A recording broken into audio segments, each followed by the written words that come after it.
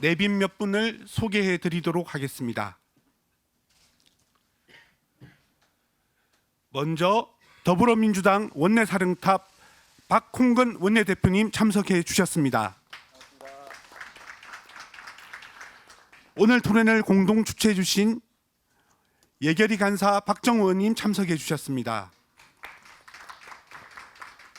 국방위 간사 김병주 의원님 참석해 주셨습니다. 행안위 간사 김교흥 의원님 참석해 주셨습니다. 기재위 간사 신동훈 의원님 좀 이따 오시고요.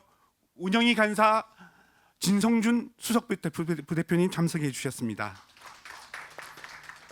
더불어민주당 대통령실 관련 의혹 진상규명단 단장 한병도 의원님 참석해 주셨습니다.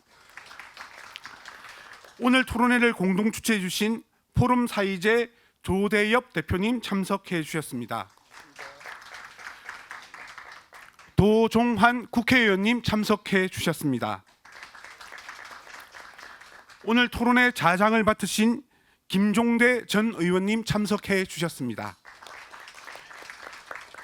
축사를 듣도록 하겠습니다. 네, 늦어서 죄송합니다. 오늘이 좀 다른 날보다 더 경황이 없는 날입니다. 오후 본회의 진행 관련해서 좀 회의를 하다가 늦어졌습니다. 귀한 시간들을 우선 내주셔서 정말 고맙습니다. 제가 오늘 아침 모두발을 통해서도 윤석열 정부 외교 참사 1년에 대해서 종합적으로 좀 돌아보는 그 이야기를 했는데요. 이제 곧 1년을 이제 맞이하게 됩니다. 민주당은 지금 각 분야의 정치, 외교, 안보, 경제, 사회 등 각 분야의 윤석열 정부에 대한 종합적 평가를 지금 진행을 시작했고 관련된 토론회가 이제 개최됩니다. 특히 용산으로의 대통령실 이전 문제와 관련해서는 시작할 때부터 많은 논란을 일으켰고 여전히 우리 국민들에게는 큰 문제의식을 남기고 있습니다. 국가적 중대 사안임에도 충분한 여론 수렴과 숙고의 시간은 없었습니다. 당선되자마자 기다렸다는 듯 밀어붙였고 반대하는 의견을 모두 새 정권 발목 잡기로 몰아갔습니다. 국민적 반대와 우려에 맞서며 막대한 혈세를 들여 이전을 강행한 지 1년, 결국 졸속 이전의 부작용만 곳곳에서 드러나고 있습니다. 오직 대통령실과 여당만 필사적으로 이를 외면하고 있습니다. 졸속 이전으로 인한 피해는 결국 국민 모두가 받고 있는 셈입니다. 국가보안시설 개방과 이전에 있어 철저한 사전 준비가 없었으니 결과는 불보듯 뻔합니다. 특히 이전을 두고 국민의힘까지 우려를 표명했던 안보 공백은 심각한 수준입니다. 북한 무인기에 우리 하늘이 대통령실 이 뚫리더니 최근에 미국 정보기관의 도청 문제까지 제기됐습니다. 안보 공백 없다던 호언장담하던 참모들은 과연 지금도 당당하게 그 말을 내뱉을 수 있을지 모르겠습니다. 대통령실이 막대한 경제 효과를 호언장담했지만 청와대는 개방 1년 만에 상황이 급변해서 주변 소상공인들의 한숨만 깊어지고 있습니다. 결국 충분한 의료 수렴도 여론 수렴도 제대로 된 준비도 설명도 없이 그저 국민께 돌려드리겠다는 말만 반복한 결과가 처참하기만 합니다. 도대체 누구를 위한 이전인지 대통령실은 이제라도 답하기 바랍니다. 용산 대통령실 이전 문제는 현재 진행형입니다. 민주당은 대통령실 이전으로 인한 예산, 안보 등 국가 유기의 근본적 유기를 더 이상 용인할 수 없는 만큼 최선을 다해서 진실규명과 또 책임을 묻겠습니다. 오늘 토론을 통해서 졸속 이전의 부작용을 제대로 진단하고 발전적인 대응법을, 대처법을 함께 모색해 줄 수 있기를 바라겠습니다. 다시 한번 참석해 주신 모든 분들께 감사의 말씀드립니다. 고맙습니다. 오늘 토론을 공동 주관해 주신 더불어민주당 대통령실 관련 의혹 진상규명단 한병도 단장님의 인사말을 듣도록 하겠습니다. 예, 감사합니다. 진상규명단 단장 한병도 의원입니다. 먼저 오늘 공동 주최해 주신 조대엽 대표님 감사의 말씀드립니다. 그리고 특히 귀한 시간 내주신 우리 박홍근 원내대표님, 또 진성준 간사님, 신동근 간사님, 또 박정 예결위 간사님, 김규용 행안위 간사님 정말 감사하다는 말씀 드립니다. 그리고 특히 관심을 갖고 이렇게 직접 참석해 주신 우리 도종환 의원님, 또 김용배 의원님도 관심이 많아서 이 자리에 함께 참석해 주셔서 정말 감사하다는 말씀 드립니다. 그리고 특히 이 자리에서 오늘 대통령실 졸속 이전 1주년은 정말 이거 관계해서 우리 김병주 의원님께서 아주 뭐 많이 찾아내시고 혁혁한 공을 세우셨습니다. 그리고 이슈화를 만드신 또 장본인이시기도 하고요. 그래서 제 인사 말씀부터 짧게 사회자의 직권으로 김병주 의원님 잠깐 말씀 좀 짧게 듣겠습니다. 네, 김병주 의원입니다. 김병주 의원입니다. 지금 용산 졸속 대통령실 이전 1년이 다 돼가고 있습니다. 2달 만에 졸속으로 이전하면서 여러 가지 문제가 그 당시도 예상이 되었는데 그 당시 예상했던 문제들이 현실화되고 있습니다. 먼저 안보 공백이 예상이 되었는데 실제 안보 공백이 현실화되었습니다. 얼마 전에는 용산공원에 공중이 뚫혔죠. 그래서 무인기로부터 공중이 뚫혔는데 최근에는 미국 언론에 의하면은 도청 이런 걸 통해서 벽이라든가 창문이라든가 그 통째로 이렇게 뚫혔다는 이런 보도가 있고 이것이 또 사실로 돼 가고 있습니다. 미국 언론에서 이렇게 보도했을 때 미국 백악관에서는 도청에 대해서 부인을 하지 않고 있는 걸로 봐서는 사실로 되고 있는 것이죠. 그것만이 아닙니다. 혈세가 줄줄 새고 있습니다. 국민 혈세가 대통령실 이전 문제로 인해서 500억이면 충분하다는 것이 그 이후에도 추가로 엄청나게 많이 들어가고 있습니다. 예를 들면 합참 이전에 관계된 것도 최초에는 이전하는데 1,200억이라고 하다가 작년에는 1,890억이라고 한덕수 총리가 얘기하다가 이제는 또 사태가 끝나니까 500억 정도 늘어서 2,400억이라 하는데 그것도 본청만 가는 겁니다. 거기에는 공간이나 아파트나 부수 시설이 포함 안 됐기 때문에 그런 걸 포함하면 3천억에서 5천억까지 이거 말고도 수없이 또 계속 혈세가 낭비되고 있습니다. 또 시민 불편은 이만저만이 아닙니다. 지금은 세 군데를 쓰고 있지 않습니까? 청와대에 있는 영빈관도 쓰고 용산에 집무실도 쓰고 한남동에 관저를 쓰다 보니까 세 군데로 흩어져서 경호 소요도 2, 3배가 늘어나고 교통 불편도 시민들이 감수해야 되고 재산권 침해도 여러 군데서 받고 있습니다. 이렇게 문제가 점점 커지고 있습니다. 이것은 단순히 1년이 지났다고 해결되는 문제가 아닙니다. 그래서 앞으로 이런 문제들을 우리 당에서는 짚고 앞으로 저는 개인적으로 우리가 집권한다면 다시 청와대로 들어가야 되지 않느냐 하는 생각을 하고 있습니다. 용산은 도저히 대통령실로 부적절한 지역이기도 하고 주변 여건이 이미 대통령실이 있기에는 안보 공백이라든가 여러 개를 해소할 수가 없는 상황입니다. 오늘 여러분들이 와서 전문가분들이 토의를 하고 또 그런 문제를 대통령실과 윤석열 정부가 잘 받아들였으면 좋겠습니다. 감사합니다. 예, 저는 짧게 해야 될 것 같습니다. 그 용산 대통령실 졸속 이전으로 지난 1년은 그야말로 큰 혼란의 연속이었다고 생각이 듭니다. 국민적 합의와 충분한 설득 과정이 결여되어 있었다는 점에서 중대한 절차적 하자가 있는 졸속 이전 그 자체였습니다. 거기에다 부실 추계로 인해서 이전 비용은 눈덩이처럼 불어났고요. 더군다나 대통령실 이전으로 국민의 안전과 국가 안보에 큰 공백을 초래했습니다. 최근에 가장 문제가 되고 있는 미국 CIA가 대통령실을 불법 도청했다고 하는 외신 보도까지 나왔는데 일련의 사건 모두 대통령실 졸속 이전에 따른 안보 참사가 분명합니다. 졸속 이전 1년이 지난 지금 냉정한 평가와 대책이 시급하다고 생각이 듭니다. 오늘 토론회가 용산 대통령실 졸속 이전으로 야기된 각종 문제점과 의혹을 되짚어보고 역사적 평가를 시작하는 자리가 되기를 바랍니다. 감사합니다. 네, 이제 조대엽 대표님의 인사 말씀 듣겠습니다.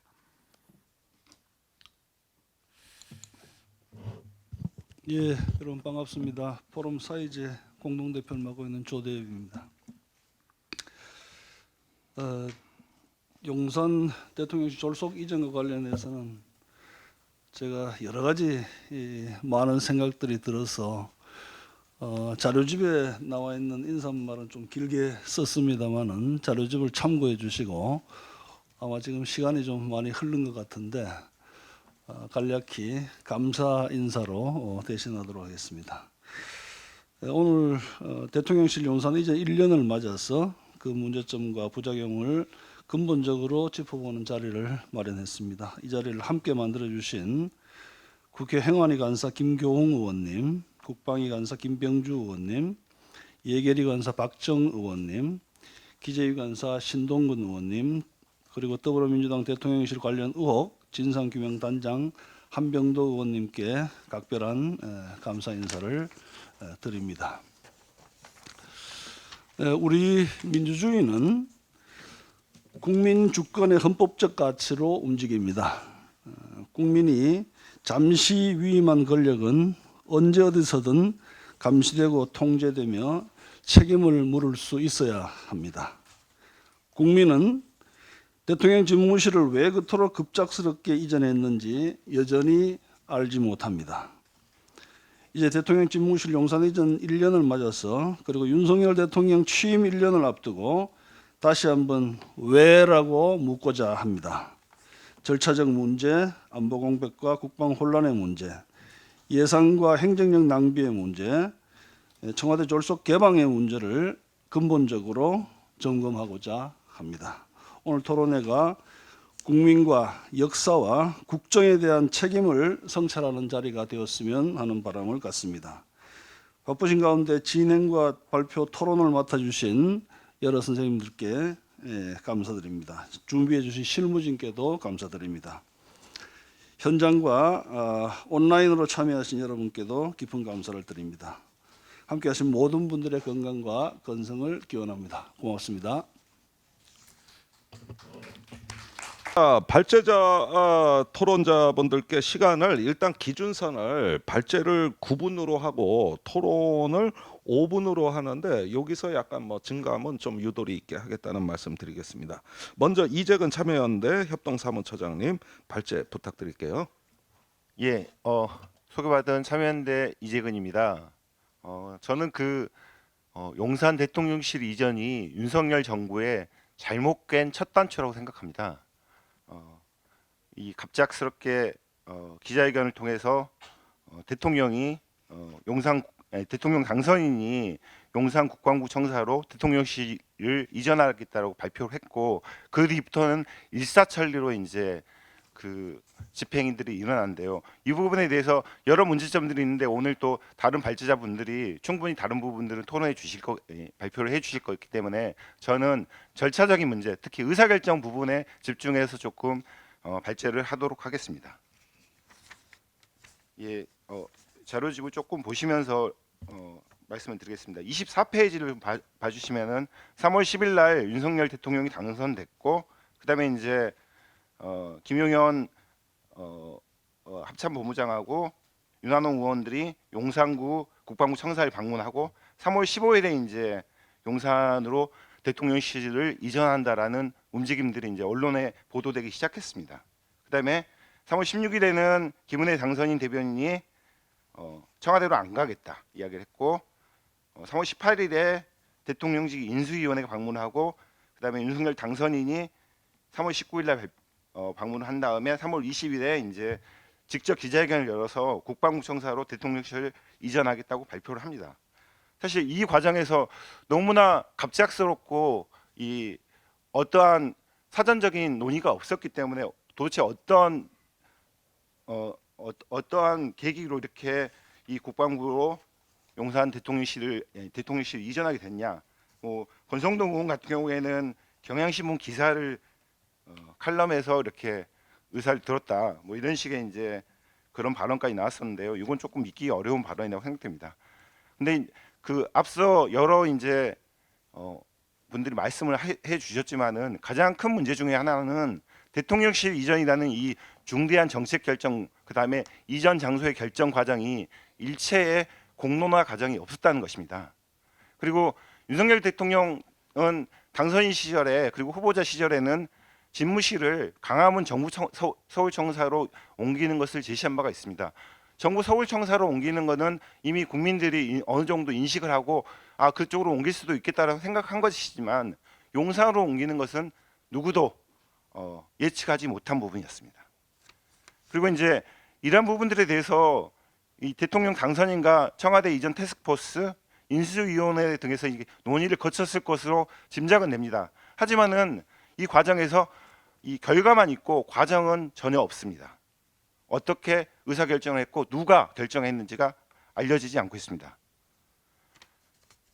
예, 그래서 이제 저희 이제 제가 볼 때 이 진상 규명이 필요한 의혹들, 의사결정 과정의 절차 준수 여부에 대해서 법률 위반 여부를 분명하게 조금 따져봐야 할 부분들이 있습니다. 예, 아까도 말씀드렸지만은 국방부 건물과 외교부 장관 공간 등으로 이 관저나 대통령실이 이 결정되는 과정에서 도대체 어떤 이유로 이렇게 결정됐는지 그 이유가 불분명합니다. 그리고 언론에 나타난 거 말고는 여기 국방부 건물로 가야겠다라는 그러한 분명한 이유가 없습니다. 그다음에 관련해서 이제 첫 번째 문제인데 이런 대통령 집무실의 이전이나 이런 문제는 최소한 공론화 과정은 물론이고 합법적인 절차를 거치려면 국무회의를 거쳐야 합니다. 이 대통령실에 존재하고 그 이전의 문제는 뭐 이 법률로 이렇게 규정되어 있는 문제는 아니지만은 관습법과 관련된 사항으로서 국정기 기본계획이나 그다음에 이제 국가에 부담이 된 사항이기 때문에 국무회의를 통해서 공개적으로 공식적인 회의를 통해서 결정이 돼야 하는데 이런 걸 거치지 않았다는 게 너무 명백합니다. 사실 그리고 당시 이전 결정이 이루어진 시점에서 대통령은 문재인 대통령이셨죠. 그렇기 때문에 이것을 국무회의를 거치지 않았기 때문에 헌법 89조하고 그다음에 정부조직법 12조를 위반한 것으로 볼 수 있어서 이 부분에 대해서는 판단이 필요한 부분입니다. 그리고 또 하나 짚고 넘어가야 할 점이 대통령실 이전이 결정된 시기는 대통령 임기가 시작되기 전이고 국무회의를 거치지 않았다는 것이 너무 명백하다는 점입니다. 사실 판사로 임명될 예정이라고 해서 재판을 할 수는 없는 거지 않습니까? 하지만은 대통령이 당선됐다는 이유로 대통령의 권한을 행사한 부분들이 있는 것이죠. 두 번째 문제입니다. 이것도 국방부 관련된 부분인데 사실 국방부의 같은 경우에는 국방군사시설 사업에 관한 법률 위반 여부를 조금 분명하게 따져봐야 합니다. 그다음에 정부조직법도 따져봐야 하는데 사실 국방부나 외교부는 고유의 권한을 가지고 있습니다. 정부조직법에서. 근데 단순하게 대통령실 이전이 결정되면서 이 국방부의 이전이라든가 이런 것들이 결정이 되게 되는 거죠. 그러니까 국방부의 업무, 그러니까 국방부의 권한들을 대통령직 인수위원회가 일방적으로 침해했다라고 봤고, 그다음에 국방부 장관이나 외교부 장관에게 법령상 의무 없는 행위를 하도록 했고, 이러한 것들은 형법상 권리남용 행위이고 직권남용이죠. 정부조직법상 33조에 있는 국방부의 권한을 침해한 것으로 볼 수가 있습니다. 그다음에 이제 국방부의 이전이 국방군사시설 사업에 관한 법률에 따른 국방군사시설 사업 계획의 승인과 관련된 절차를 밟아야 하는데 이러한 절차를 제대로 밟았는지 확인되고 있지 않습니다. 이 부분에 대해서도 위법 사항들이 있었는지 감사로서 조금 밝혀질 필요가 있습니다. 예, 시간이 많지 않기 때문에 조금 넘어가겠습니다. 그다음에 세 번째로 이제 대통령 당선인이 이 대통령실 이전을 결정하고 집행할 권한인가 이 부분을 따져봐야 하는 부분입니다. 대통령 후보자는 그리고 대통령 당선인은 당연히 대통령실을 이전하겠다는 계획을 발표할 수 있고 공약을 발표할 수 있습니다. 이건 뭐 대통령의 권한에 분명히 소속된다고 볼 수 있습니다. 하지만은 이 대통령 당선인과 대통령 인수위원회는 공약을 내놓는 게 아니라 실제로 결정을 하고 그 다음에 집행을 했습니다. 그러니까 그리고 요것과 관련해서 이제 대통령직 인수위원회 법률을 조금 볼 필요가 있습니다. 대통령직 인수에 관한 법률 제3조에 보면은 대통령 당선인은 이 법에서 정하는 바에 따라서 대통령직 인수를 위하여 필요한 권한을 갖는다라고 규정되고 있습니다. 다른 권한을 가지고 있지 않습니다. 대통령의 권한을 행사한다면 그건 문제가 되는 거죠. 그리고 인수위원회 업무 범위는 정부의 조직과 기능 및 예산 현황의 파악, 그 밖에 대통령직 인수에 필요한 사항을 업무로 수행한다. 이렇게 규정되고 있습니다. 그런데 이제 이 윤석열 당선인은 취임과 동시에 이 대통령 집무실 용산에서 사용하겠다는 계획을 추진을 합니다. 그리고 그렇기 때문에 대통령직 인수위원회에 관련된 법률에 없는 권한 그리고 권한 밖의 업무를 강행했다라고 볼 수밖에 없는 상황입니다. 28페이지입니다. 2022년 3월 20일 날 대통령직 인수위원회는 기재부 장관, 국방부 장관, 행안부 장관, 대통령 경호처장에게 대통령실 이전 협조 요청이라는 공문을 보냈는데요. 요 지금 맨 뒷 제 발제문 51페이지에 보시면은 공문이 있습니다.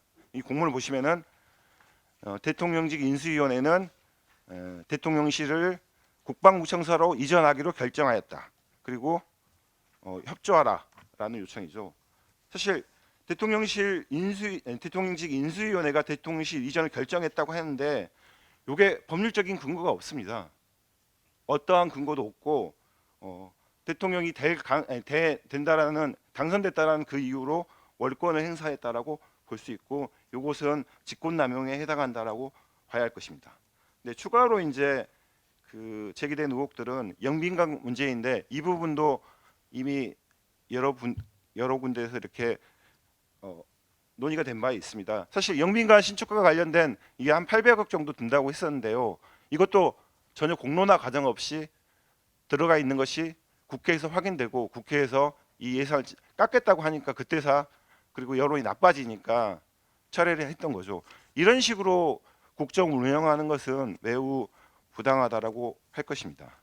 그래서 이제 대통령실 이전 제가 제기했던 최소 4가지의 의혹, 절차 관련된 4가지 의혹과 관련해서 진상 규명이 필요하다라고 저희 참여연대는 받고 관련해서 국민감사 청구를 요청을 했습니다. 국민감사 청구를 4가지 사안으로 청구를 했고 관련해서 이제 이 감사원이 대통령실 눈치를 보면서 감사를 기각할 것 같기도 했었는데 워낙에 명백한 사안들이 있었기 때문에 의사결정 과정에 직권남용 및 부패행위 및 불법 여부에 대해서는 감사 실시를 결정하고 그다음에 이제 관저 이전과 관련해서 공사 체결의 부패행위 여부에 대해서도 감사 실시를 하겠다고 했습니다. 근데 진짜 문제인 부분은 예산 편성과 집행 과정의 불법성과 재정 낭비 의혹에 대해서는 대통령실 이전 비용이라는 게 확정되어 있지 않기 때문에 그 부분에 대해서 감사를 할 수 없다는 황당한 논리로 감사를 기각했습니다. 이 부분에 대해서는 저희가 다퉈볼 필요가 있다고 생각을 해서 저희는 그 2월 달에 헌법 소원을 제기한 상황입니다.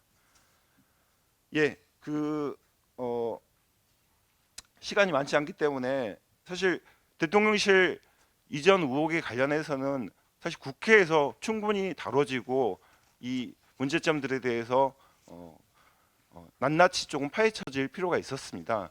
근데 이게 아쉽게도 지난 그 대통령실 국정 감사가 예정됐던 며칠 전에 이제 이태원 참사가 발생하면서 이 국정 감사 과정에서 이 문제가 조금 자세하게 다뤄지지 못한 부분이 매우 안타깝고요. 지금 이제 1년이 다가오는 시점이고 제기된 의혹들은 현재까지도 전혀 해결되고 있지 않습니다. 앞으로 이 국회에서 오늘 토론회 계기로 이 문제에 대해서 적극적으로 문제 제기를 해서 진상을 규명해 주실 것을 촉구드립니다. 이상입니다. 예, 어떤 결정과 그 뒤에 수구의 과정, 공론의 과정이 이게 민주주의의 핵심 과정인데 이 부분이 이렇게 졸속으로 처리된 데 대해서 통렬한 지적을 해주셨어요. 자, 두 번째 발제를 듣기로 하겠습니다. 김도균 전 사령관님.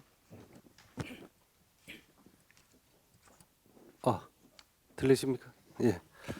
예, 안녕하십니까? 김도균 예비역 중장입니다. 먼저 이 의미 있는 자리에 불러주셔서 감사하고 또 이 저한테 주어진 시간 동안 관련된 내용들을 정리를 한번 해보겠습니다. 제가 우선 지난 용산 대통령실 졸속 이전 1년과 관련돼서 지난 1년 동안의 내용들을 한번 현상 진단을 한번 해봤습니다. 먼저 이 앞에서도 발표를 했듯이 졸속 이전을 결정하고 추진하는 이 과정이 어디 그 전쟁 시기에 전쟁 지도부가 이전하는 그런 속도전을 하듯이 했습니다. 제가 당시에 그 현직 수방사령관이었는데 이 이전과 관련된 것들을 언론을 통해서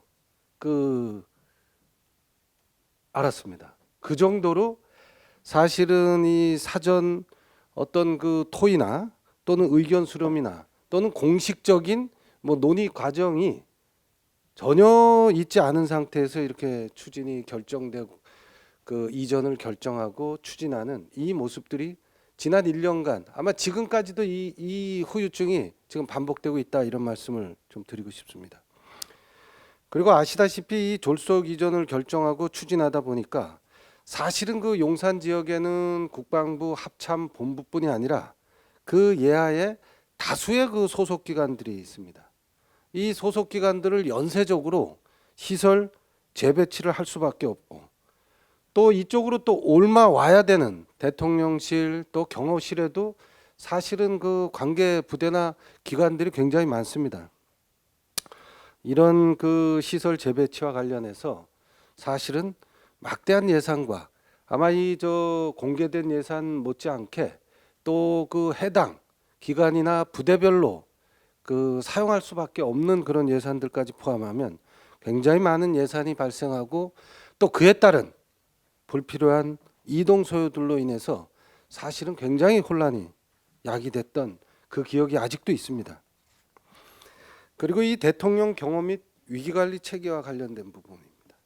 사실은 청와대를 중심으로 해서 수십 년간 구축되어 온 이 장점은 즉 대통령 경호 체계와 그리고 국가 군사 위기 관리 시스템이 사실은 그 한두 해 정리돼서 구축된 것이 아니라 수없는 시행착오와 또 시간 속에서 켜켜이 그 시스템을 보강하고 보완하는 그 어떤 최적의 그런 상태로 만들기 위한 노력들을 사실은 모두 인식하고 있음에도 불구하고 사전에 그런 준비 계획 없이 그 이동을 결정함에 따라서 이 대통령 경호 및 국가 위기관리 시스템의 취약점을 그대로 노정할 수밖에 없고 또 그 과정에서는 용산이나 그 한남동 관저 지역에서의 또 이 시스템이 전면 개편되고 보완되고 또 추가 시설 장비들이 배치 운영되는 이런 소요들을 만들 수밖에 없는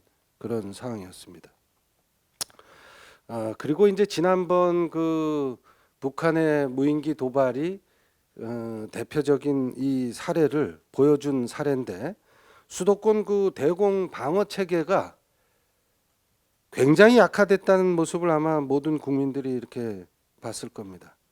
기존에는 그 북악 인왕산을 중심으로 해서 적시적인 통합 방공 시스템 운영 방식을 준비를 해 놨었습니다. 근데 이것을 단기간에 이 사전 준비 없이 조정함에 따라서 방공 진지 또 거기에 따르는 감시 및 무기 체계 조정 등 대공 취약점을 노출시킬 수밖에 없는 그런 부분입니다.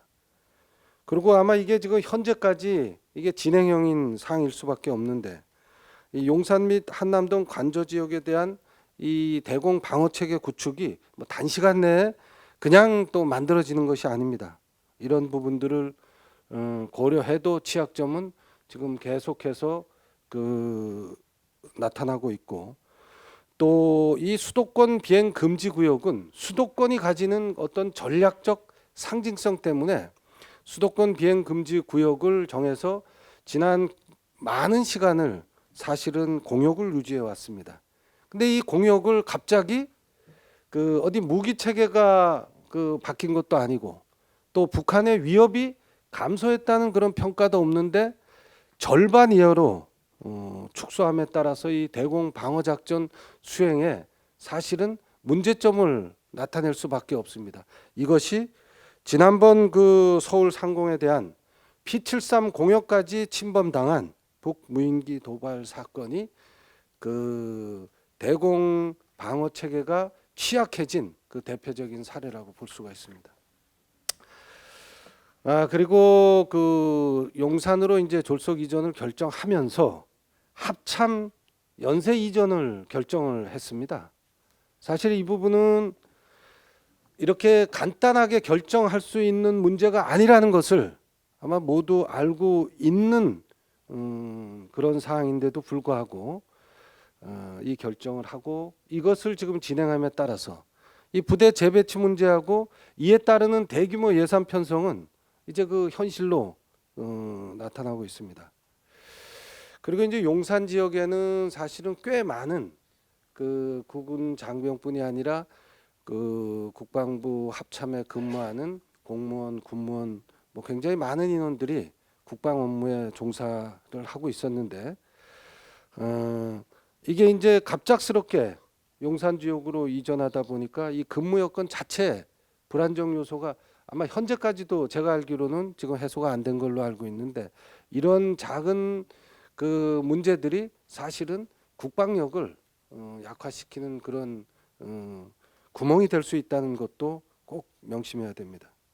그리고 이번에 그 미 도청 사건과 연계해서 이 보안 문제는 지난해 용산으로 이전할 때도 아마 이 국회 국방위 차원에서 수차례 경고가 된 것으로 제가 알고 있고 또 경고 내용이 생각보다 아주 구체적이고 디테일하게 이렇게 지적되었음에도 불구하고 지난 1년 동안 국회 국방위 차원의 지적조차 그 어떤 식으로 보안 조치를 해왔는지에 대한 하여튼 의심이 드는 그런 사건이 이번에 발생했습니다.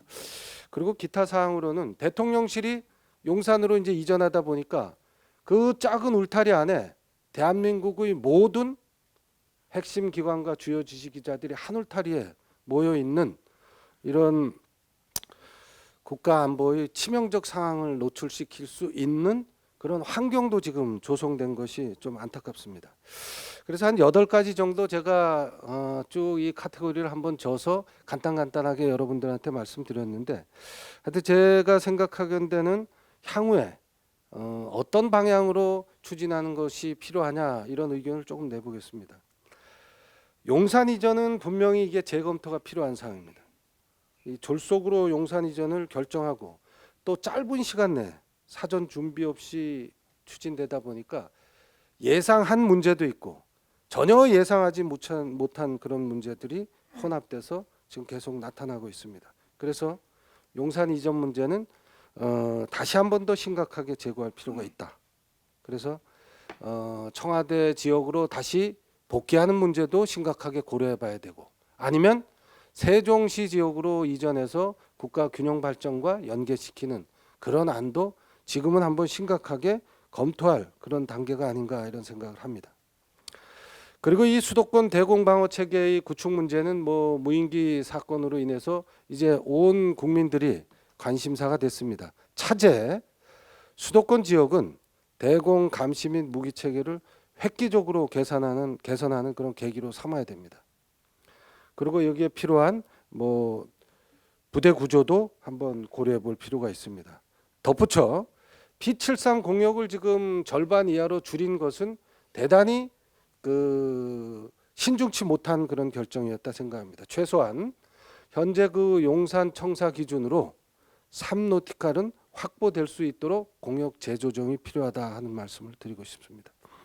그리고 이 국방부 합참 이전과 관련돼서 국방부 합참의 이전 문제는 청와대 용산 이전과 같은 졸속 추진으로 되어서는 안 되는 그런 아주 중요한 사안입니다. 그리고 저는 개인적으로 합참 단독 이전에 대해서는 좀 다른 생각이 있습니다. 국방부와 합참은 국가 및 군사 위기관리 시스템을 유지하는 차원에서 물리적 거리를 이격하는 것은 적절치 않다고 이렇게 생각하고 그래서 국방부 본부와 합참본부 이전을 함께 고려하는 것이 필요하고 이것은 중장기적인 어떤 마스터 플랜을 통해서 국방 개혁 과제로 판단해서 필요하다면 예하부대의 부대 통합과 연계해서 검토할 사안이다. 제가 그리고 수방사령관을 했기 때문에 뭐 예를 들자면 국방부 합참을 남태령 지역으로 이전해서 국가의 어떤 위기관리 시스템, 전시 그 전쟁 지도 체제를 확고하게 할 필요성이 있다면 지금 그 수도방위사령부와 수도군단을 통합해서 수도군단 지역으로 부대 통합을 하는 뭐 그런 안도 검토할 수 있지 않은가 하는 생각을 해봅니다. 그리고 끝으로 이 대통령실 보안 대비 태세와 관련돼서는 정말 발생하면 안 되는 그런 일이 사실은 발생을 했습니다.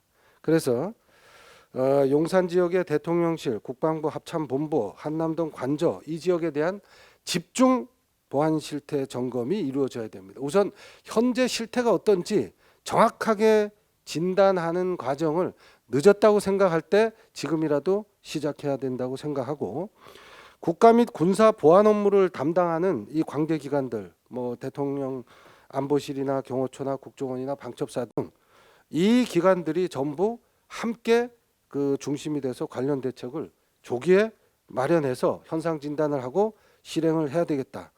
그리고 이 미국에 대해서는 분명하게 유감을 표명하고 이번 도청 사건의 원인이 뭔지 한번 확실히 규명하고 들어볼 필요가 있습니다. 그리고 추후에 이런 사고가 재발 방지가 이루어지도록 그 관련자들을 처벌하고 재발 방지 대책을 확실히 약속받는 그런 어떤 공식적인 외교 행위가 아마 이번에 꼭 선행돼야 될 것이다 하는 말씀을 하면서 발표를 마치겠습니다. 이상입니다. 다음 주에 그 국회 그 도청 사건에 대한 국회 토론회가 예정되어 있는 걸로 제가 소식을 듣고 있습니다. 그때도 꼭 한번 참석하셔서 좋은 말씀을 좀 덧붙여 주셔야 될 것 같습니다. 자, 세 번째 발제죠. 예산 및 행정력 낭비의 문제에 대해서 이왕재 나라살림연구소 부소장님 부탁드려요. 예, 이왕재입니다.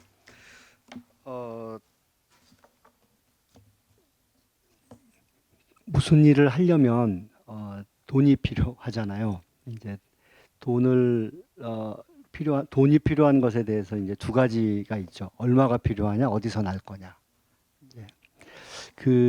이 전체를 좀 그러니까 국가 예산을 그런 계획을 수립하고 집행하는 것이 자의적으로 이루어지면 안 되기 때문에 예산 편성의 절차가 있고 또 국회 심의 절차가 있고 또 집행을 결산하는 과정이 이제 있는 것인데요. 대통령실 이전과 관련한 뭐 앞에 여러 가지 어떻게 뭐 이전을 결정하게 됐는지 어디로 갈 건지를 누가 어떻게 결정했는지 문제도 있지만 이전하는데 얼마나 돈이 들어갈 거고 그 돈을 어디서 쓸 거냐를 결정하고 집행하는 문제가 역시 이제 있습니다. 이제 제일 큰 문제는 도대체 돈이 얼마가 들어갈 거냐에 대한 계획이 없었다는 거죠. 그건 그러니까 이전의 계획이 없으니까 돈의 계획이 없는 거죠. 그래서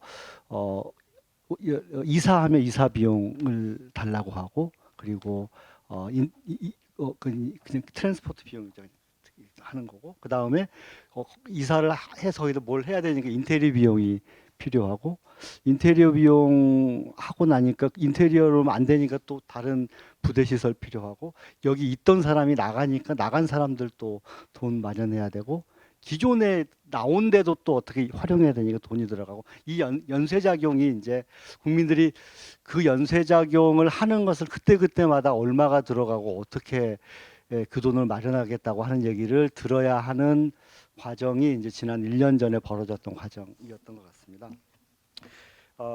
일단 이제 그 함영로님 고생하셔서 전체적으로 집무실 이전 예산이 얼마가 들어갔느냐 이제 좀 파악을 했더니 1조 794억 원 정도 된다. 근데 이걸 왜 야당의 국회의원이 파악해야 되는지 잘 모르겠어요. 정부가 제출을 해야죠. 계획을 이렇게 우리가 이 정도 들어갈 거다 제출하면 그게 많다, 적다 또 뭐 이런 부분은 좀 빠졌는데 그 부분 포함해야 한다. 또 뭐 어떻게 뭐 이런 좀 공정하고 상식적인 논의가 좀 이루어지는 어떤 그 집행의 과정, 계획 수립과 집행의 과정이 이루어지지 못한 측면이 큰 틀에서 이제 그 대통령 집무실 이전과 관련해서 보여준 좀 아쉬운 부분이 아닐까 하는 생각을 합니다. 앞에서 특히 이제 예비비 관련한 말씀을 하셨는데 예산을 편성을 하면 의원님들께서 국회에서 일단 거르잖아. 이번에도 저 영빈관도 어쨌든 아무리 숨겨서 넣어도 이제 걸리니까 한번 걸을 수 있는 기회가 되고 그것이 이제 국민들 입장에서 보면 예산 집행의 합리성을 좀 판단하는 어떤 그 토론의 과정이 되는 것이거든요. 근데 이제 이 과정을 피해가는 이제 꼼수들이 여러 가지가 있는데 이제 예비비 꼼수가 작동을 했다라고 하는 측면이 앞으로 좀 예비비와 관련한 어떤 집행의 수준 또 원래 예비비의 어떤 편성의 의미 이런 것들을 좀 잘 볼 필요가 있겠다. 예를 들면 문재인 대통령이 처음 집권했을 때 바로 추경을 해서 국정과제들을 이제 예산에 태웠어요. 아직 기억나는 게 이제 치매안심센터 이런 거 이제 딱 태웠거든요. 난리가 났죠. 이거 도대체 돈이 엄청나게 들어가는 건데 이렇게 태워도 되냐? 어쨌든 국회 논의를 한 거죠. 이렇게. 저는 이제 왜 대통령 집무실 이전이라고 하는 것이 정상적인 예산 편성의 과정과 국회의 논의 과정을 통해서 이루어지지 않았을까? 그게 가지는 어떤 행정적 의미, 재정적 의미가 무엇일까가 좀 충분히 논의될 필요가 있겠다는 생각을 합니다. 그 두 번째로 좀 말씀드릴 건 64페이지인데요. 청사하고 이제 국방시설을 이전하는 건데요. 청사 이전하면 돈이 들죠. 그러니까 만들기도 하고 옮기는. 저희가 대표적인 사례가 과천하고 세종 요 왔다 갔다 하는 거 생각하시면 됩니다.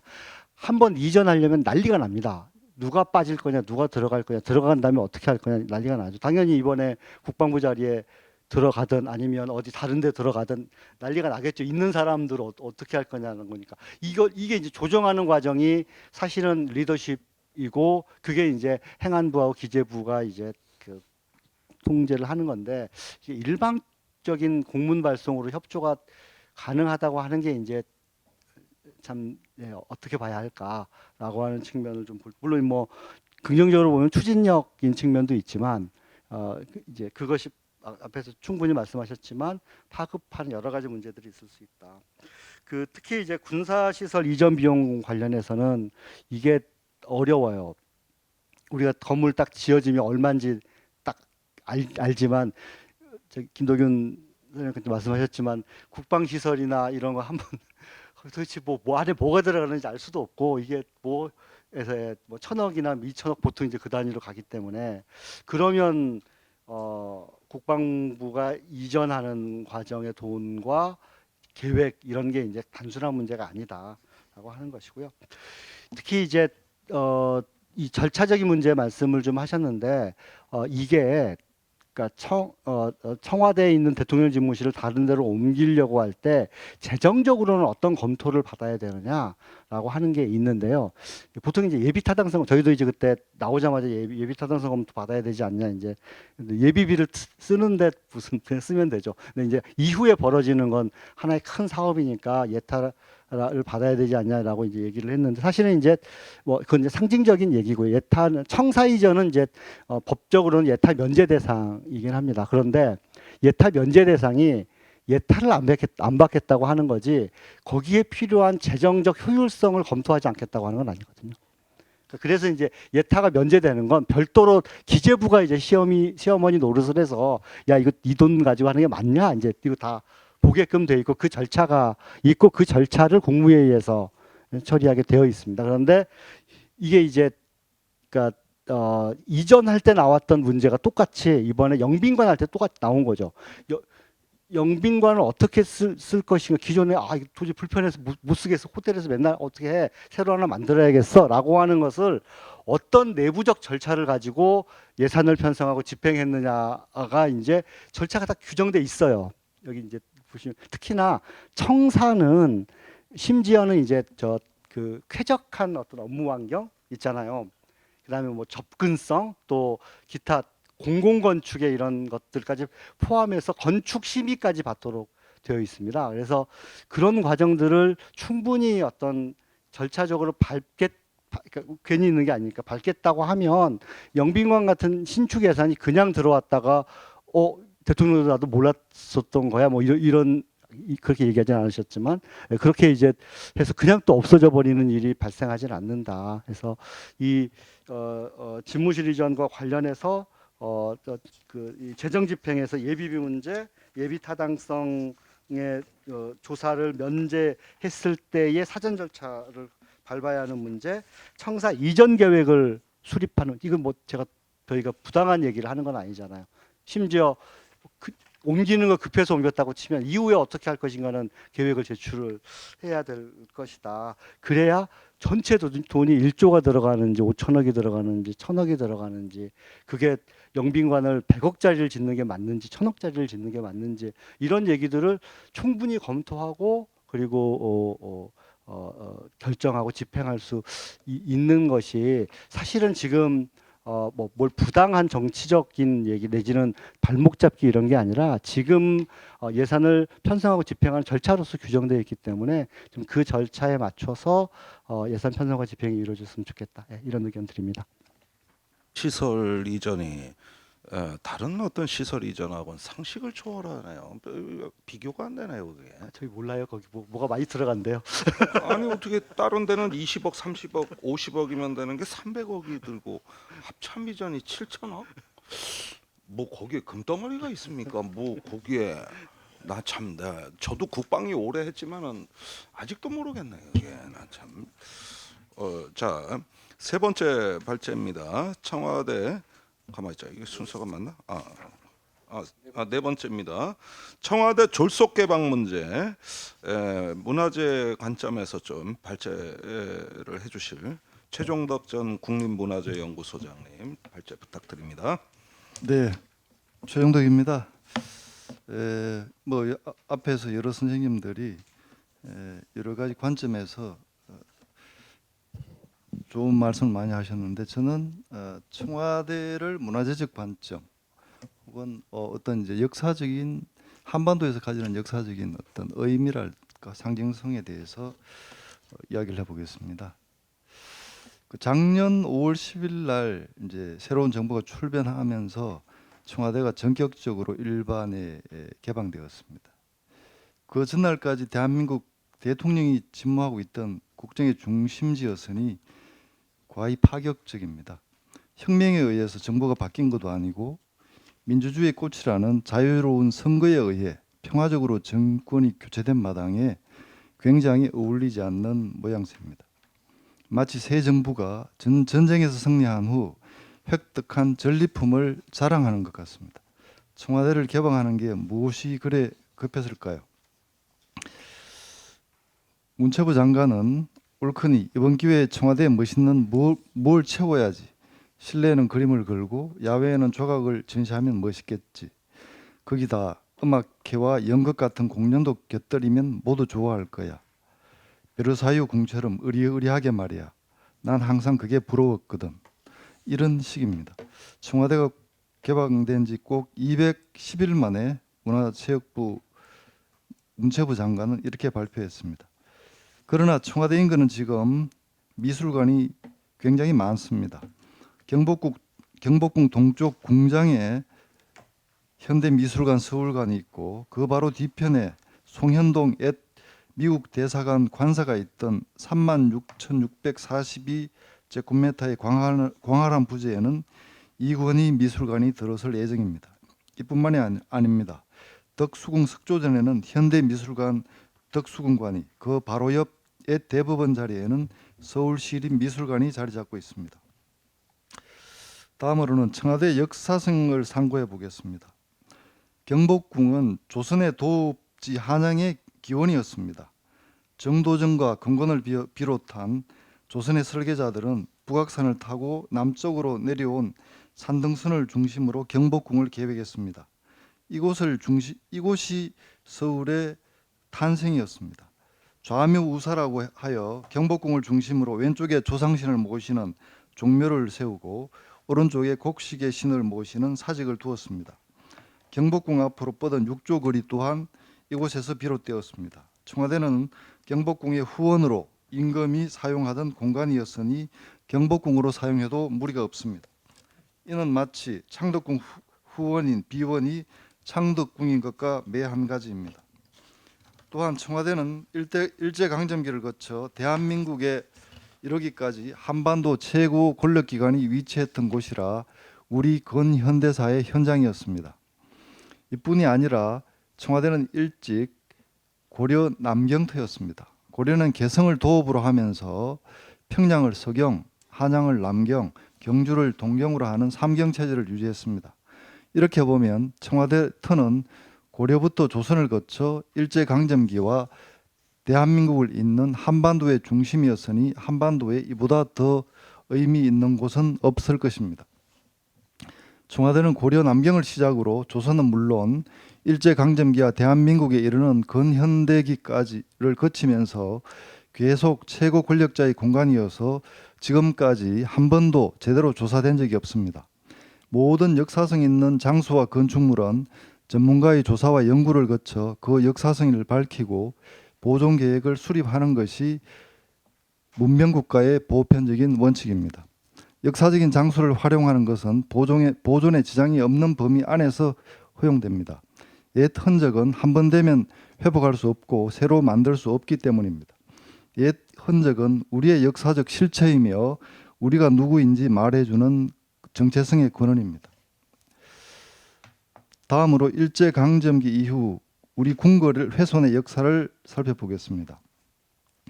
일제강점기 조선 총독부는 구태를 일신한다며 조선의 법궁이었던 경복궁의 정각을 공매하고 빈터를 만들어 각종 전시회를 개최해 자신의 업적을 선전했습니다.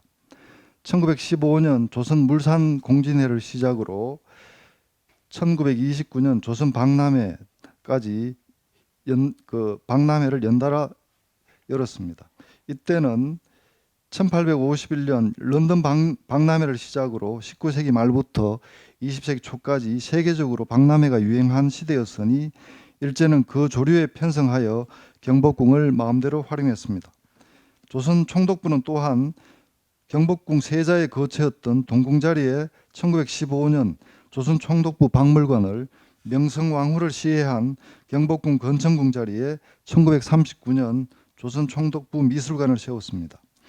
조선 총독부 미술관은 1939년부터 1944년까지 조선 미술전람회장으로 이용되었습니다. 이 외에도 창녕궁의 식물원과 동물원, 이왕가 박물관을 세우고 창경원이라 한 사실은 너무나 잘 알려져 있습니다. 당시에도 박물관과 미술관, 식물원과 동물원은 최고급 문화 사업이었습니다. 그런데 왜 우리는 그들이 한 행위를 비난하겠습니까? 조선의 상징인 궁궐을 훼손함으로써 조선의 존엄성을 조롱하고 조선의 정체성을 지우려 했기 때문입니다. 역사가 없는 민족은 미래가 없다고 했습니다. 일제는 조선의 흔적을 지워 영구적으로 조선을 지배하고자 했습니다. 해방 이후에는 우리가 우리 문화재를 훼손했던 뼈아픈 기억이 있습니다. 대표적인 것으로 1965년 경복궁 내에 국립종합박물관, 현 민속박물관입니다. 를 짓는다며 경안당 등 옛 정각 100여 칸을 헐어버린 것입니다. 지금의 상식으로는 도저히 있을 수 없는 일이지만 당시에는 박물관을 짓는 문화사업이라는 명분을 내세웠습니다. 서울 도심에서 조선의 궁궐이 얼마나 남아있는지 살펴보죠.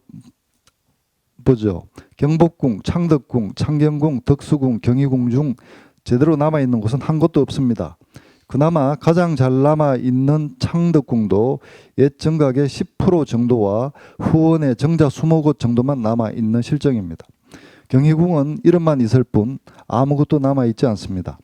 모두 일제강점기, 일제에 의해 저질러진 조선 지우기 정책의 일환이었습니다. 마지막으로 청와대 지역의 보존과 활용에 대해서 문화재적 관점에서 살펴보겠습니다. 청와대는 궁궐의 후원으로 출발해 일제강점기와 해방 후 대한민국 문재인 정부까지 계속 최고 권력기관으로 쓰였으니 일찌감치 문화유산으로 물러난 경복궁이나 창덕궁 등 조선의 다른 궁궐과는 성격이 다릅니다. 이곳은 조선시대부터 현대까지 근현대사의 중첩성을 잘 보여줄 수 있는 역사적인 장소입니다. 그러므로 청와대가 무엇으로 변하든 역사의 흔적을 잘 보존하면서 활용해 지금까지 궁궐을 보존하고 활용했던 방향과는 사뭇 달라야 할 것입니다. 고려와 조선에 더해 근대와 현대의 역사와 문화까지 담겨 있는 청와대라는 인식에서 보존과 활용을 논의해야 할 것입니다. 가장 시급한 것은 청와대를 역사적인 장소, 즉 사적으로 지정하는 것입니다. 문화재로 지정하는 것은 역사적인 의미를 인정해 국가에서 제도적으로 보존하기 위한 것이니 청와대의 역사성은 경복궁과 더불어 그 어느 누구도 부인할 수 없을 것입니다. 사적으로 지정함으로써 그 역사적 가치를 정부가 인정하고 혹시 있을지 모를 성급한 개발의 압력으로부터 보호할 수 있을 것입니다. 현상에 대한 철저한 조사가 이루어져야 합니다. 청와대는 그동안 전문가의 조사는 물론 접근조차 엄격히 금지된 곳이라 알려진 곳이 본래 없습니다.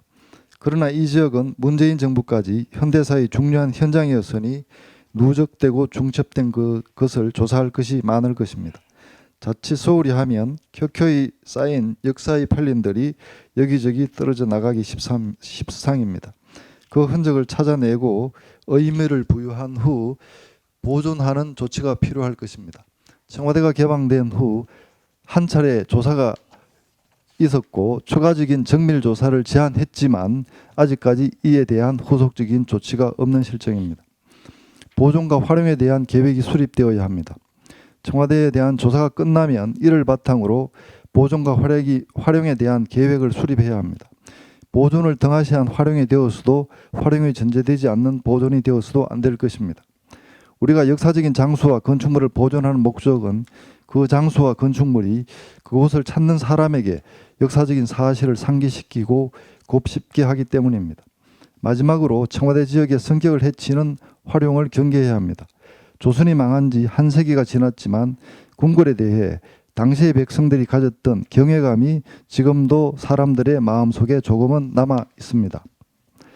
정조는 궁궐의 존엄성을 경희궁지에서 다음과 같이 밝혔습니다. 대체로 궁궐이란 임금이 거처하면서 정치하는 곳이다. 사방에서 우러러보고 신민들이 둘러 향하는 곳이므로 부덕불 그 제도를 장엄하게 하여 존엄함을 보이고 그 이름을 아름답게 하여 경축하는 하고 송축하는 뜻을 붙이는 것이요. 이렇게 말했습니다. 일제강점기 일본인들이 창경궁에 동물원과 식물원을 만들고 창경원이라 부르면서 궁궐이 가졌던 존엄성을 깎아내려 조선인의 자존심을 상하게 했던 점을 상기한다면 청와대를 단순한 유희의 장소로 활용해서는 안 될 것입니다. 청와대는 조선에서 대한민국으로 이어지는 역사와 문화를 만날 수 있는 장소로 거듭나야 할 것입니다. 21세기 대한민국에서 일제강점기 조선 총독부가 했던 것과 유사한 행위가 청와대에서 일어나고 있습니다. 물론 그 의도는 다르다고 하지만 결과적으로는 우리 역사의 흔적을 지우는 꼴이 될 것입니다. 청와대는 그 자체가 고려부터 이어지는 천년 역사의 아우라입니다. 정부는 천년 세월의 명작을 알록달록 색칠하려는 계획을 그만두어야 합니다. 정부는 지금이라도 고려에서 현대까지 이어지는 청와대 지역의 역사성을 인정하고 이 지역을 역사적인 장소, 즉 사적으로 지정함은 물론 보다 심도 있는 조사를 통해 이 지역의 보존과 활용에 대한 마스터 플랜을 마련해야 할 것입니다. 예, 감사합니다. 네.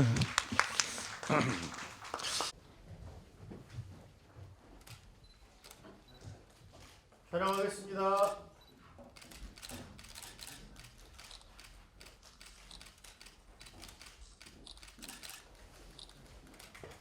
되나요?